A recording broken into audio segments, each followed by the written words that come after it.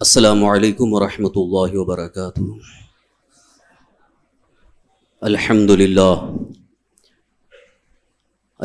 الذی ابدع الافلاک والعظیم والصلاة والسلام علی من کان نبیا وآدم بین الماء والطین وعلی آلہ واصحابہ الطیبین الطاہرین، اما بعد فاعوذ باللہ من الشیطان الرجیم، بسم اللہ الرحمن الرحیم۔ قل بفضل اللہ وبرحمتہ فبذلک فلیفرحوا، صدق اللہ مولانا العظیم، وبلغنا رسولہ النبی الامین المکین الکریم، ونحن علی ذلک لمن الشاہدین والشاکرین والحمد للہ رب العالمین۔ عزیزان گرامی، قابل احترام بزرگوں، دوستو، کچھ عرض کرنے سے قبل آئیے ہم اور آپ مل کر بڑے ہی محبت، عقیدت، احترام کے ساتھ بارگاہ رسالت مآب صلی اللہ تعالی وسلم میں ہدیہ درود و سلام پیش کر لیں۔ الصلاۃ والسلام علیک یا رسول اللہ، الصلاۃ والسلام علیک یا نبی اللہ، الصلاۃ والسلام علیک یا نور اللہ،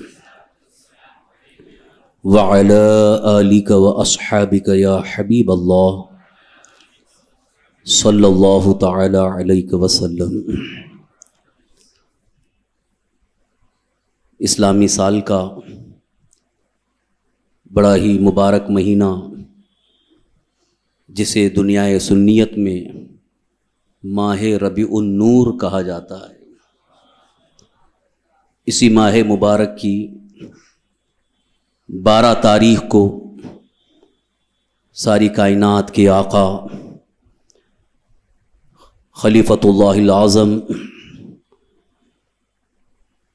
رحمت للعالمین سید المرسلین آقا کائنات ارواحنا فداہ جناب محمد الرسول اللہ صلی اللہ تعالی علیہ وآلہ وسلم کی جلوہ گری ہوئی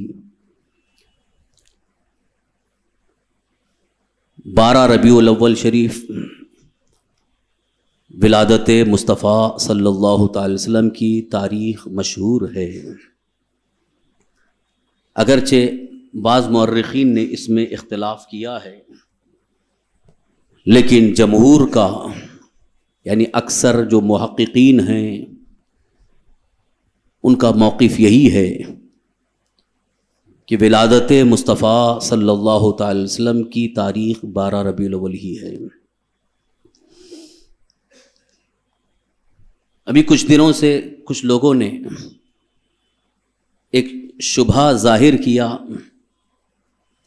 اور خوش عقیدہ سنی مسلمانوں کو بہکانے کے لیے ایک شوشہ چھوڑا کہ اعلیٰ حضرت امام احمد رضا فاضل بریلوی علیہ رحمۃ الرضوان نے تو فتاوی رضویہ میں 8 ربیع الاول لکھا ہے، آپ لوگ 12 کی کیوں کرتے ہیں؟ بہرحال اس کا جواب دیا گیا، یہ صرف اور صرف توجہ ہٹانے کی ایک سازش ہوتی ہے۔ جیسے ہمارے ملک میں کچھ حالات ایسے گزر رہے ہیں، حالات دیکھ رہے ہیں آپ، کسی پارٹی کو الیکشن کے لیے، سیاست کے لیے پبلک کا رخ موڑنا ہے، توجہ پھیرنا ہے، تو کچھ نہ کچھ ایک حادثہ کر دیتے ہیں تاکہ سب کی توجہ ادھر سے ہٹ جائے۔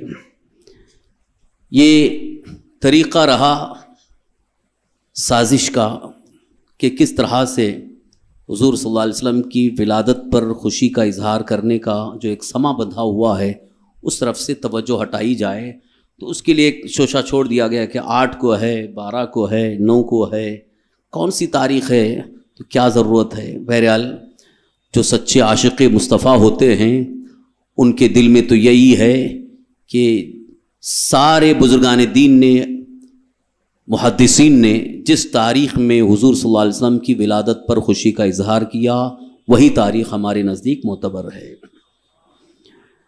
اکثر محدثین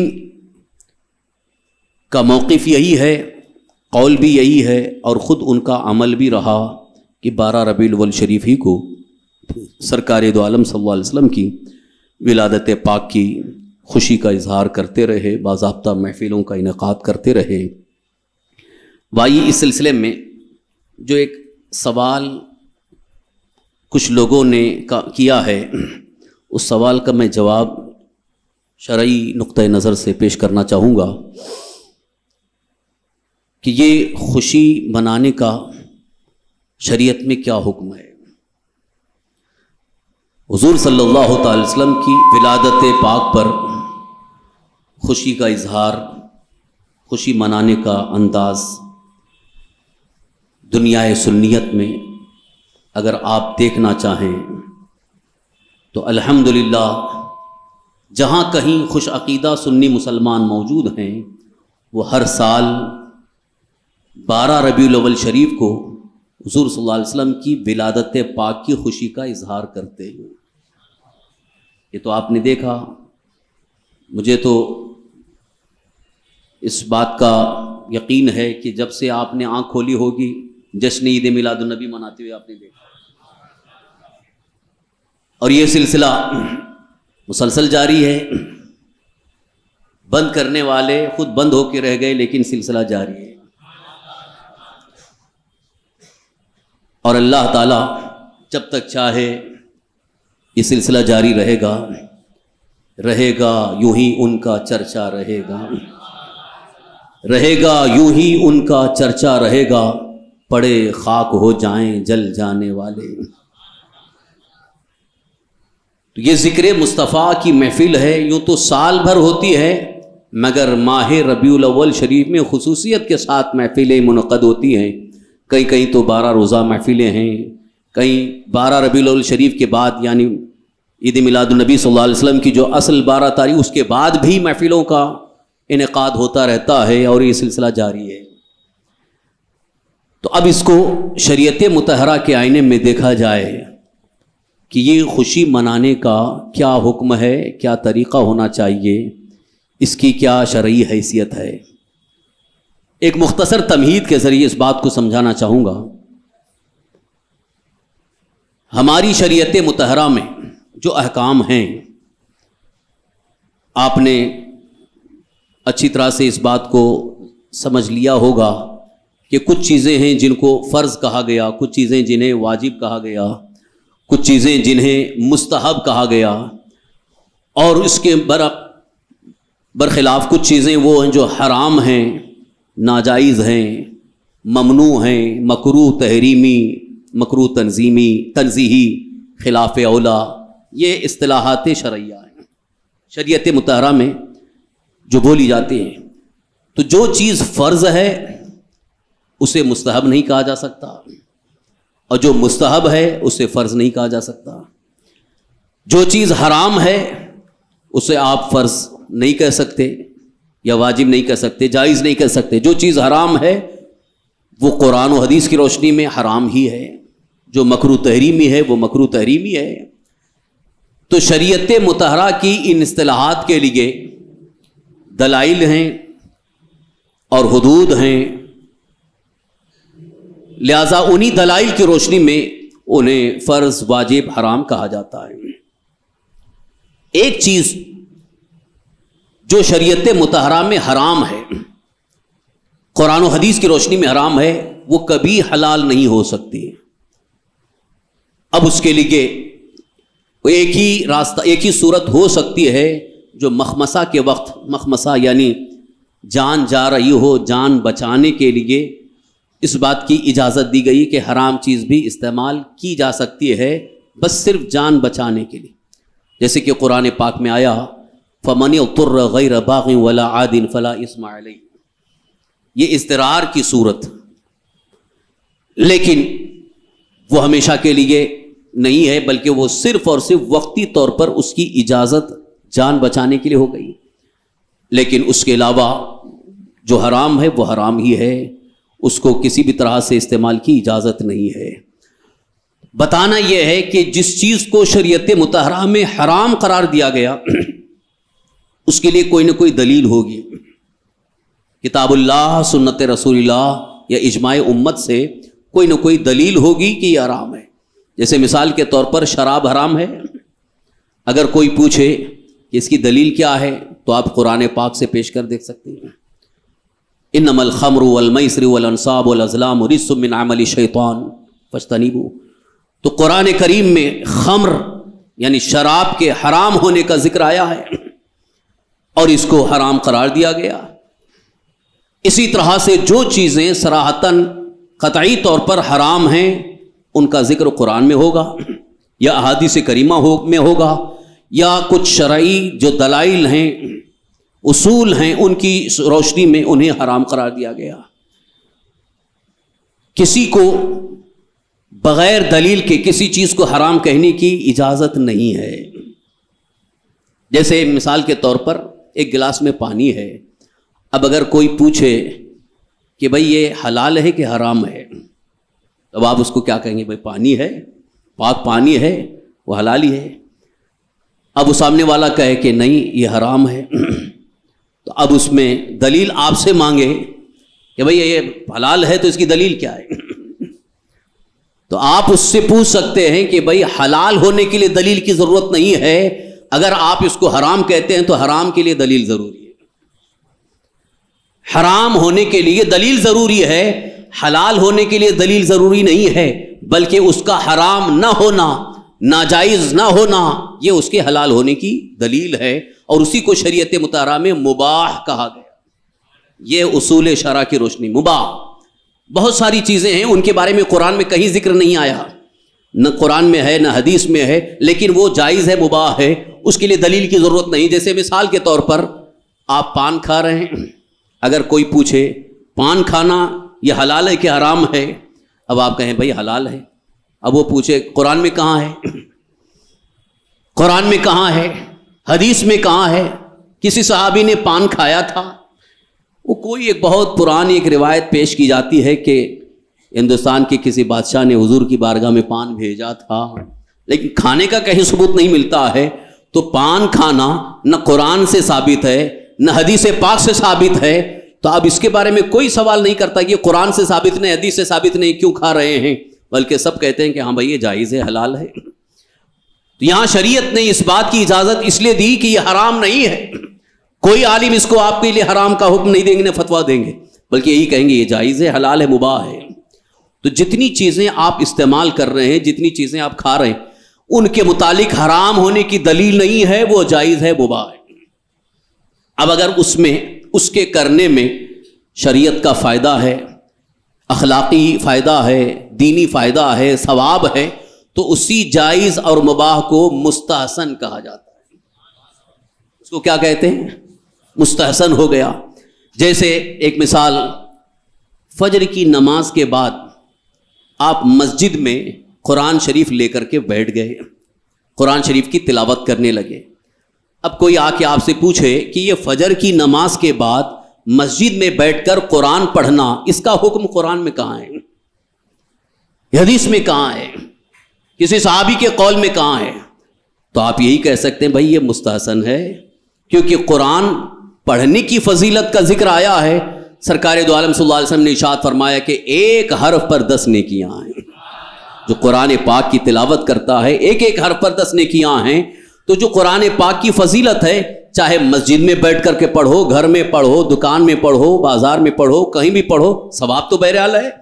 لیکن ایک اصول یہ قرآن کی تلاوت کی جا سکتی، لیکن خاص مسجد میں فجر کی نماز کے بعد بیٹھ کر قرآن پاک پڑھنے کا حکم آپ کو نہ قرآن میں ملے گا نہ حدیث میں ملے گا۔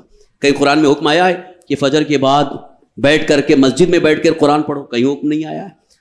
تو یہاں کوئی سوال نہیں کرتا، یہاں کہتے ہیں بھائی جائز ہے، مباح ہے، بلکہ مستحسن ہے، کار ثواب ہے۔ یہ اصول شرع کی روشنی میں جو امور، جو چیزیں کی جا رہی ہیں، ان کے متعلق جب حرام اور ناجائز کی کوئی دلیل نہیں ہے تو وہ مباح ہے، اور اگر وہ باعث ثواب ہے، اس کے کرنے پر ثواب ہے، نہ کرنے پر کوئی گناہ نہیں، تو اسے مستحسن کہا جا رہا ہے، مستحب کہا جا رہا ہے۔ یہ شریعت مطہرہ کی اصطلاح میں۔ لہذا اب حضور صلی اللہ تعالی وسلم کی ولادت پر 12 ربیع الاول شریف کو خوشی کا اظہار کرنا یہ جائز، مباح، مستحسن ہے، اس میں کسی کا کوئی انکار نہیں، نہ کوئی شبہ ہے۔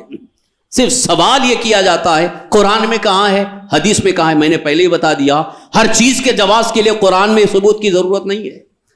ہر چیز کے مباح ہونے کے لیے قرآن میں یا حدیث میں حکم ہونا ضروری نہیں ہے، بلکہ اس کے ثبوت کے لیے اتنا کافی ہے کہ وہ حرام نہیں ہے، ناجائز نہیں ہے، لہذا وہ مباح ہے. ایک اور مثال سے آپ کو اچھی طرح سے بات سمجھ میں آ جائے گی. حوض سے آپ وضو کر رہے ہیں، مسجد میں حوض ہے، آپ اس حوض سے وضو کر رہے ہیں. اب کوئی ایک آ کر کے کہتا رہے یہ حوض کا پانی ناپاک ہے، اس سے وضو مت کرو. اب آپ اس سے کہیں گے بھائی کیوں ناپاک ہے؟ یہ تو پاک ہی ہے، اس میں کوئی نجاست تو گری نہیں ہے، ناپاک کہاں سے؟ اگر وہ کہے کہ آپ پاک کہہ رہے ہیں تو اس کی پاک ہونے کی دلیل کیا ہے؟ آپ سے اگر کوئی دلیل مانگے کہ حوض پاک ہے تو یہ پاک ہونے کی دلیل پیش کرو، تو آپ کہیں گے بھائی پہلے سے پاک تھا، اس میں نجاست کوئی گندگی گری نہیں ہے تو پاک ہی ہے. اب پھر بھی کہے کہ نہیں دلیل پیش کرو، تو آپ کیا دلیل پیش کریں؟ دلیل تو اسے پیش کرنا ہے جو ناپاک کہہ رہا ہے، کیونکہ جب پانی ناپاک کہا جاتا ہے تو اس کے لیے دلیل یہ ہے یا تو اس میں کوئی نجاست گری ہو، گندگی گری ہو، تب جا کے وہ پانی ناپاک کہہ جاتا ہے. اور نجاست گرنے کا کوئی ثبوت ہوگا تبھی تو نجس کہا جائے گا. ناجائز حرام ہونے کے لیے دلیل کی ضرورت ہے، ناپاک ہونے کے لیے دلیل کی ضرورت ہے. پاک ہونے کے لیے دلیل کی ضرورت نہیں ہے کہ پہلے سے پاک ہے، نجاست نہیں گری ہے تو وہ پاک ہی مانا جاتا ہے. لہذا اسی طرح سے جتنے بھی معاملات ہیں، جتنے بھی افعال ہیں، اعمال ہیں، اگر ان کے حرام ہونے کی کوئی دلیل نہیں ہے، صراحتاً کوئی قول نہیں ہے، وہ جائز ہے، مباح ہے، اب اس کے کرنے پر ثواب ہے تو اسے مستحسن کہا جاتا ہے. لہذا محفل میلاد مصطفیٰ اور حضور صلی اللہ علیہ وسلم کی آمد پر خوشی کا اظہار کرنا شریعت مطہرہ کی روشنی میں جائز اور مستحسن ہے. مستحسن ہونے کی کئی دلیلیں، مستحسن ہونے کے لیے بھی کچھ ثبوت کی ضرورت ہوتی ہے. اس کے لیے سب سے پہلی دلیل یہ ہے کہ یہ مستحسن کی ایجاد، ایک مستحسن کا جو اصول سامنے آیا، اس کے لیے حدیث ہے. اگر کوئی کہتا ہے کہ آپ کسی کو مستحسن کہہ رہے ہیں، اس کے لیے کیا دلیل ہے؟ دلیل موجود ہے، حدیث پاک ہے. اللہ کے رسول سرور کائنات صلی اللہ علیہ وسلم نے ارشاد فرمایا من سن فی الاسلام سنتا حسنتا فلہ اجرہا واجر من عمل بها ولا ينقص من اجورہم شیئا ومن سن فی الاسلام سنتا سیئتا فلہ وزرہا ووزر من عمل بها فلا ينقص من اوزارہم شیئا او کما قال رسول اللہ صلی اللہ علیہ وسلم. رسول اکرم صلی اللہ علیہ وسلم ارشاد فرماتے ہیں جس نے اسلام کے اندر کوئی نئی چیز پیدا کی، من سن فی الاسلام سنتا حسنتا، اسلام میں اگر کسی نے ایک اچھا طریقہ ایجاد کیا تو اس کے ایجاد کرنے کا بھی ثواب ہے، اور جتنے لوگ اس پر عمل کرتے رہیں گے سب کو ثواب ملتا رہے گا، کسی کے ثواب میں کوئی کمی نہیں ہوگی.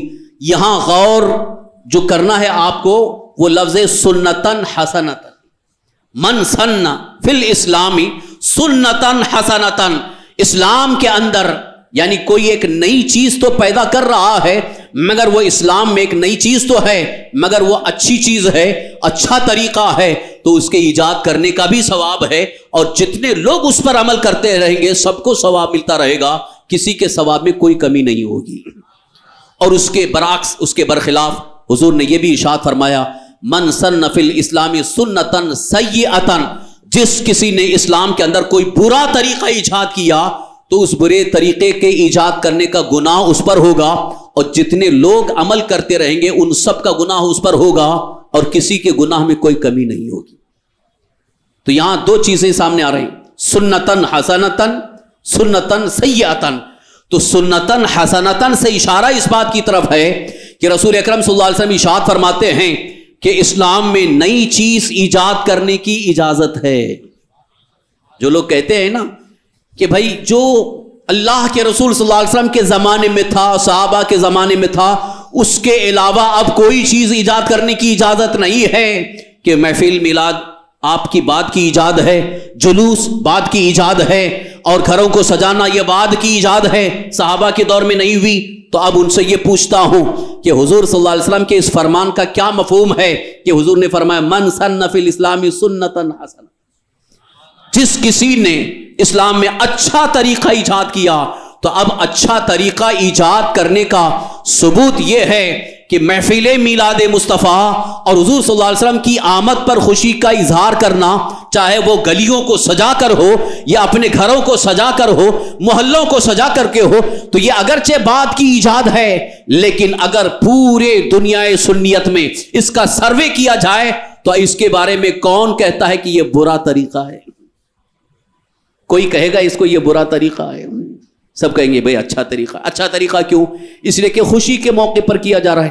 جب بچے کی شادی ہوتی ہے، شادی کے موقع پر گھر سجایا جا رہا ہے، محلہ سجایا جا رہا ہے، لائٹنگ ہو رہی ہے، شادی کے موقع پر گھر کی سجاوٹ، محلے کی سجاوٹ، جس کی جیسی حیثیت ہے ویسی خوشی کا اظہار کر رہا ہے۔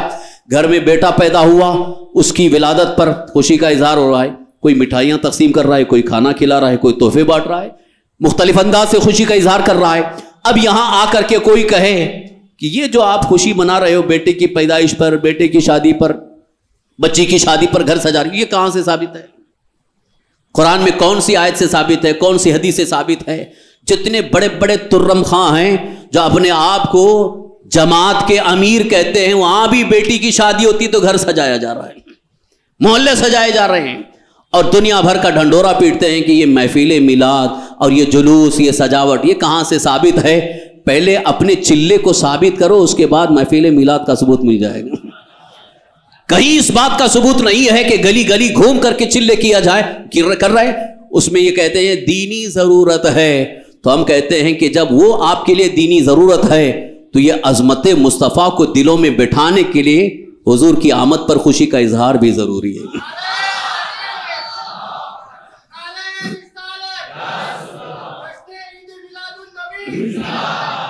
سرکار دو عالم صلی اللہ علیہ وسلم کی ولادت پر، حضور کی آمد پر خوشی کا اظہار کرنا، مختلف انداز سے خوشی کا اظہار کیا جا رہا ہے، اور یہ صدیوں سے سلسلہ جاری ہے، اور انداز بدلتے رہے لیکن سب خوشی مناتے رہے۔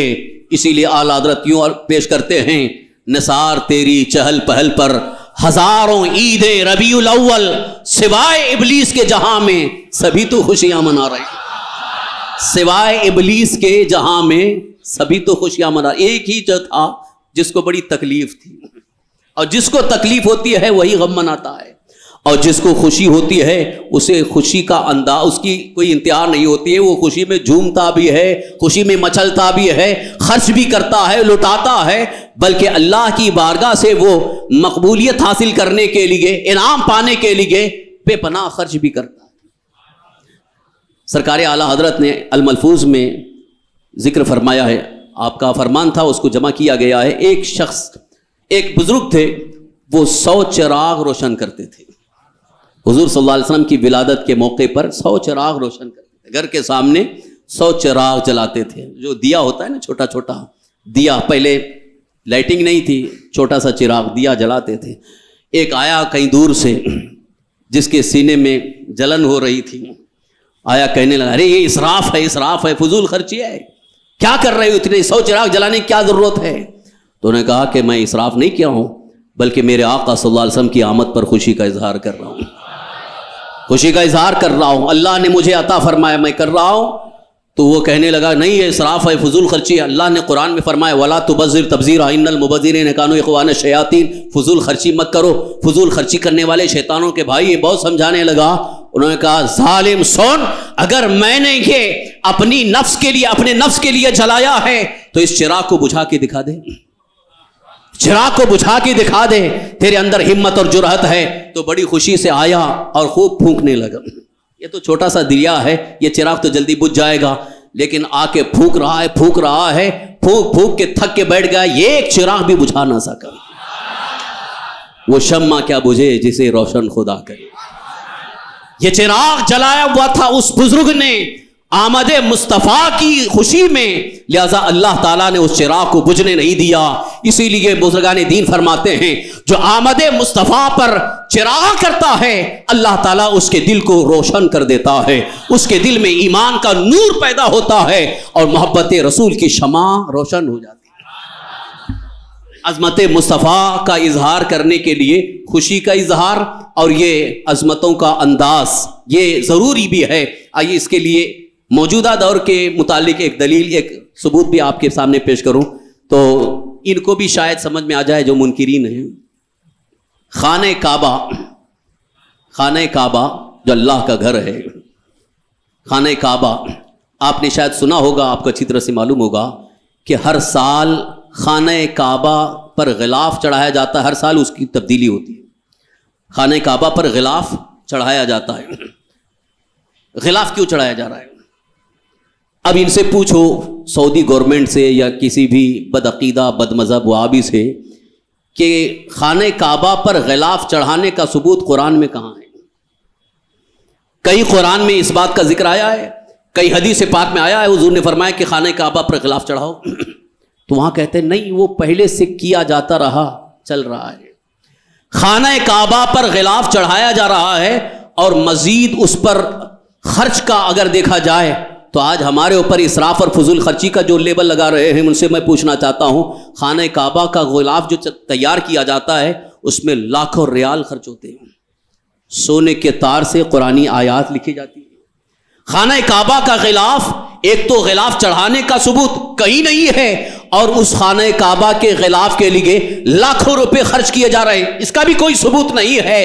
زیادہ سے زیادہ ان کی طرف سے ایک جواب یہ ملتا ہے کہ غلاف اس لیے چڑھایا جا رہا ہے تاکہ خانہ کعبہ کی عظمت لوگوں کی دلوں میں بیٹھ جائے، لوگوں کو خانہ کعبہ کی عظمت اور بزرگی کا احساس ہو جائے، اس لیے غلاف چڑھایا جا رہا ہے۔ میں کہتا ہوں جب خانہ کعبہ پر غلاف اس لیے چڑھایا جا رہا ہے تاکہ لوگوں کی دلوں میں خانہ کعبہ کی عظمت بیٹھ جائے، تو ہم یہ کہتے ہیں، ہم سنی محفل میلاد اور گلیوں کو اس لیے سجاتے ہیں تاکہ دلوں میں حضور کی عظمت بیٹھ جائے، حضور کی محبت پیدا ہو جائے، عظمت مصطفیٰ دلوں میں ایسی بیٹھ جائے کہ اس بات کا احساس ہو جائے کہ کسی معمولی کی آمد نہیں ہے، بلکہ ان کی آمد ہے جن کے صدقے میں کائنات وجود میں آئی ہے۔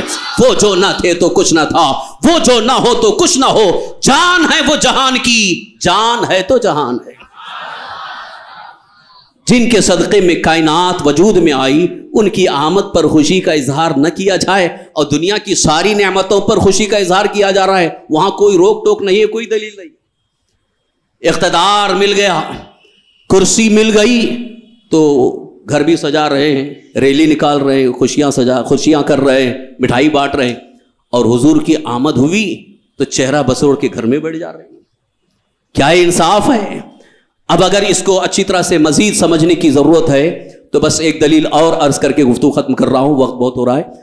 یقین جانو، قرآن کریم کی آپ بے شمار آیات کریمہ جو حضور صلی اللہ علیہ وسلم کی عظمت کا جن آیات کریمہ سے اظہار ہوتا ہے، ان آیات کریمہ کو سامنے رکھو، اور حضور صلی اللہ علیہ وسلم کے فضائل کے متعلق جتنی حدیثیں سامنے رکھو، اور صحابہ کرام رضوان اللہ تعالیٰ کے اقوال اور ان کے اعمال، ان کے کردار کو سامنے رکھو، تو اس بات کا آپ کو بہترین ثبوت ملے گا کہ اس کائنات میں اللہ تعالیٰ نے جتنی نعمتیں عطا فرمائی، ان ساری نعمتوں میں سب سے بڑی نعمت حضور صلی اللہ علیہ وسلم ہے، سرور کائنات صلی اللہ تعالی وسلم ہیں۔ اور اللہ کے حبیب سرور کائنات صلی اللہ تعالی وسلم کے بارے میں سارے محدثین اور صحابہ کا یہی موقف رہا کہ وہ تو النعمت الکبریٰ ہیں، النعمت الکبریٰ، یہ سب سے بڑی نعمت ہیں، اس لیے کہ کائنات کی ساری نعمتوں کا حال یہ ہے کہ وہ نعمتیں وقتی طور پر ہمارے لیے فائدہ مند ہیں، اور ایک مدت کے لیے فائدہ مند ہے، اس کے بعد وہ نعمت ختم ہو جاتی ہے، یا اس نعمت کا اثر ختم ہو جاتا ہے، یا اس نعمت کا فائدہ ختم ہو جاتا ہے۔ مگر حضور صلی اللہ علیہ وسلم کی ذات بابرکات ایسی نعمت ہے کہ دنیا میں بھی نعمت ہے، قبر میں بھی نعمت ہے، میدان محشر میں بھی نعمت ہے۔ عالم یہ ہے کہ ہمیں جنت میں جانے تک کے حضور نعمت ہیں۔ اگر قبر میں نعمت کا انداز دیکھنا ہو تو اعلیٰ حضرت کی زبان سے سنو، اعلیٰ حضرت یوں عرض کرتے ہیں، قبر میں لہرائیں گے تا حشر چشمے نور کے، جلوہ فرما ہوگی جب طلعت رسول اللہ کی۔ وہ قبر کی منزل جہاں صرف اندھیرا ہے، اندھیرا ہے، تاریکی ہے، تاریکی ہے، جہاں وحشت ہے، لیکن قبر میں جب جاتا ہے، جسے قبر میں دفن کیا جاتا ہے، وہاں وحشت ہے، تاریکی ہے، لیکن گھبراہٹ ہے۔ مگر اعلیٰ حضرت یہ پیغام دے رہے ہیں، اے سنی صحیح عقیدہ، اے غلام مصطفیٰ، اے عاشق مصطفیٰ، تیرے لیے وحشت نہیں ہے، تیرے لیے تاریکی نہیں ہے، تیرے لیے گھبراہٹ نہیں ہے، بلکہ وہاں تو جلوہ مصطفیٰ ہوگا، حضور کی آمد ہوگی، وہاں تمہارے لیے جہاں تک تمہاری نگاہ جائے گی وہاں تک تمہیں نور ہی نور نظر آئے گا۔ دنیا میں جنہیں ہم نے نعمت سمجھا تھا، اولاد سب سے بڑی نعمت سمجھا تھا، اولاد ساتھ چھوڑ دے رہی ہے. بیوی کو نعمت سمجھا تھا، بیوی ساتھ چھوڑ دے رہی ہے. ماں باپ کو نعمت سمجھا تھا، ماں باپ ساتھ چھوڑ دے رہے ہیں. دنیا کی دولت کو آپ نے نعمت سمجھا، دولت ساتھ چھوڑ دے رہی ہے. ساری دنیا کی نعمتیں صرف دنیا میں رہ جاتی ہیں. جس دن ہماری آنکھ بند ہو جاتی ہے قبر میں جانے کے بعد، کوئی ساتھ میں نہیں ہے، وہاں جلوہ مصطفیٰ ہے، رحمت للعالمین ہے، سرور کائنات ہے. جب جلوہ مصطفیٰ سامنے ہوگا اس وقت آپ کو احساس ہوگا یہ تو ہمارے لیے سب سے بڑی نعمت بن کر گیا. اور اسی طرح سے میدان محشر میں بھی خود سرور کائنات صلی اللہ علیہ وسلم ارشاد فرماتے ہیں جہاں سب نفسی نفسی کا عالم ہوگا، سب خود پریشان ہوں گے، اس وقت ساری امتیں ادھر ادھر گھوم پھر کر کے میرے پاس آئیں گے. یہ حدیث بار بار آپ نے سنا ہے نا کہ سب حضرت نوح علیہ السلام کے پاس جائیں گے، حضرت ابراہیم علیہ السلام کے پاس جائیں گے، حضرت موسیٰ علیہ السلام کے پاس جائیں گے. سب یہی کہیں گے اذهبوا الی غیری، اذهبوا الی غیری، میرے علاوہ کے پاس جاؤ. اور حضرت عیسیٰ علیہ السلام کے پاس جائیں گے تو وہ کہیں گے کہاں ادھر ادھر بھٹک رہے ہو، حضور کی بارگاہ میں جاؤ. خلیل و نجی، مسیح و صفی، سبھی سے کہیں نہ بنی. واہ واہ، اعلیٰ حضرت کیا بہترین انداز میں اس منظر کی عکاسی کرتے ہیں. خلیل و نجی، مسیح و صفی، سبھی سے کہیں نہ بنی، یہ بے خبری خلق پھری کہاں سے کہاں تمہارے لیے. یہ بے خبری خلق پھری کہاں سے کہاں تمہارے لیے. لہذا جب وہاں حضور کی بارگاہ میں جائیں گے وہاں کیا جواب ہوگا؟ وہاں یہ نہیں جواب ہوگا جاؤ اللہ کی بارگاہ میں، وہاں جواب ہوگا انا لہا، میں تو تمہاری شفاعت کے لیے ہوں، میں تمہاری شفاعت کے لیے ہوں. حضور فرماتے ہیں کہ اب میں سب کو لے کر اللہ کی بارگاہ میں چلوں گا، اور حضور سب کو لے کر کے جب چلیں گے پیچھے پیچھے غلامان مصطفیٰ اور آگے آگے سرور کائنات ہوں گے، حبیب خدا ہوں گے. پیش حق مزدہ شفاعت کا سناتے جائیں گے، آپ روتے جائیں گے، ہم کو ہنساتے جائیں گے. رب کی بارگاہ میں پہنچیں گے، سجدہ ریز ہو جائیں گے. اللہ تعالیٰ ارشاد فرمائے گا یا محمد ارفع راسک سل تعطا اشفع تشفع. اے پیارے محمد صلی اللہ علیہ وسلم سر اٹھائیے، آپ مانگیے آپ کو دیا جائے گا، آپ جس کی شفاعت کرے قبول کی جائے گی. حضور فرماتے جس کے دل میں رائی کے دانے کے برابر بھی ایمان ہوگا میں اسے جہنم سے نکال کر جنت میں پہنچا دوں گا. عزیزان گرامی، اس حدیث پاک کو جب بھی ہم پڑھتے ہیں واقعی دل مچل جاتا ہے. اعلیٰ حضرت کی زبان سے یوں کہو جو نہ بھولا ہم غریبوں کو رضا، یاد اس کی اپنی عادت کیجیے. آج حضور کی یاد منانے کے لیے اعتراض کیا جا رہا ہے، سوال کیا جا رہا ہے، دلیل مانگی جا رہی ہے. ہم تو کہتے ہیں ہمیں دلیل کی ضرورت نہیں ہے، ہمیں ثبوت کی ضرورت نہیں ہے. ہمارا عشق مصطفیٰ خود کہتا ہے کہ کسی کا ذکر اگر ہو تو کسی بنیاد پر ہو رہا ہوگا، مگر ہم حضور کا ذکر اس لیے کرتے ہیں کہ ذکر مصطفیٰ اللہ کو پسند ہے. ذکر مصطفیٰ ہمارے لیے ایک عظیم عبادت ہے. حضور کی آمد پر خوشی کا اظہار ہمارے لیے سب سے بڑی نعمت پر خوشی کا اظہار ہے. لہذا آج بھی ہمارے لیے سرور کائنات صلی اللہ تعالی وسلم اللہ کی سب سے بڑی نعمت ہے. نعمت ہے کہ نہیں؟ لہذا کبھی ذہن میں یہ بات نہ آئے کہ حضور پردہ فرمانے کے بعد اب سلسلہ فیض ختم ہو گیا، اب کیا ضرورت ہے. ایک بیوقوف وہابی نے کہا تھا کہ حضور کی حیات میں تو فیض تھا، اب ان کے وصال کے بعد، انتقال کے بعد اب کیا فیض ہے، اب میلاد منانے کی کیا ضرورت، خوشی منانے کی کیا ضرورت. معاذ اللہ رب العالمین، وہ ان کا کوئی اور نبی ہوگا جس کو وہ مردہ کہتے ہیں. ہمارے نبی زندہ ہیں.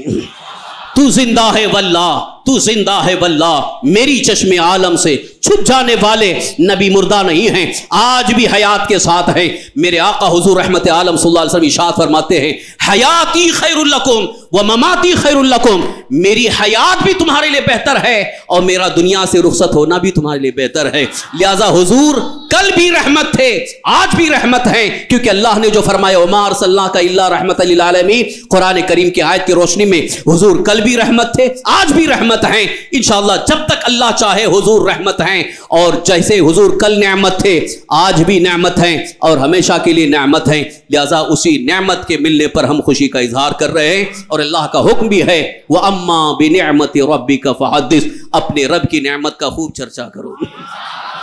اور خوشی منانے کے لیے تو قرآن میں اللہ کا فرمان بھی ہے قل بفضل اللہ وبرحمتہ فبذلک فلیفرحوا، سورہ یونس کی آیت ہے۔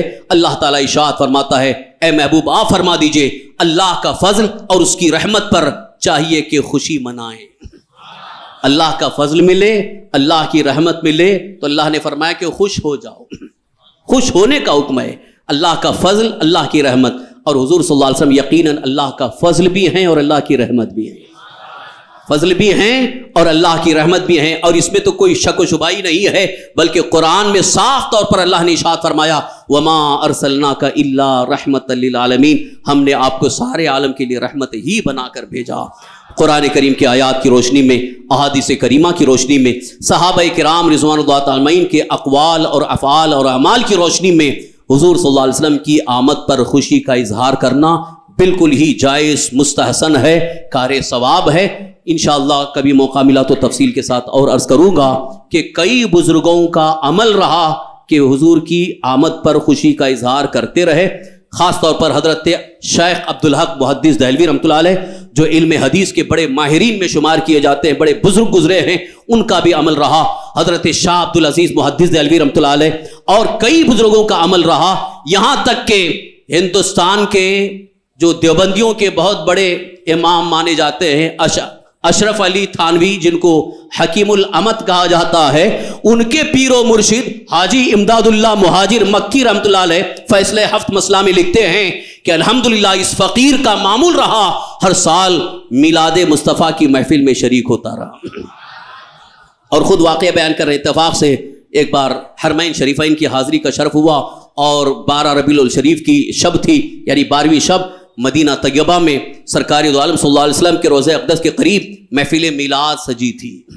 یہ اس وقت کی بات ہے جب وہابیوں کا قبضہ نہیں تھا، جب وہابیوں کا قبضہ نہیں تھا محفلیں ہوتی تھی، آج ان وہابیوں نے بند کیا ہے، تو یہ مت سمجھو یہ آج کی یہ ادا جو ہے وہی اصل ہے، بلکہ پہلے محفلیں ہوتی تھی۔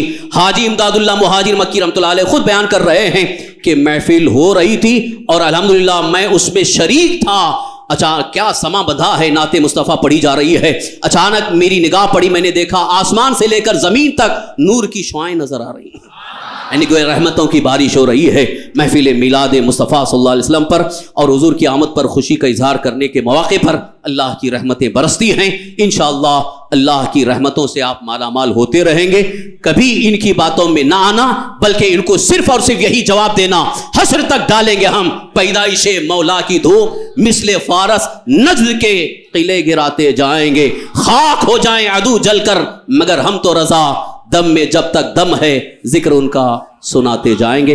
اللہ تعالی ہم سب کو حضور کی آمد کی برکتیں عطا فرمائے۔ وما علینا الا البلاغ المبین۔ السلام علیکم ورحمۃ اللہ۔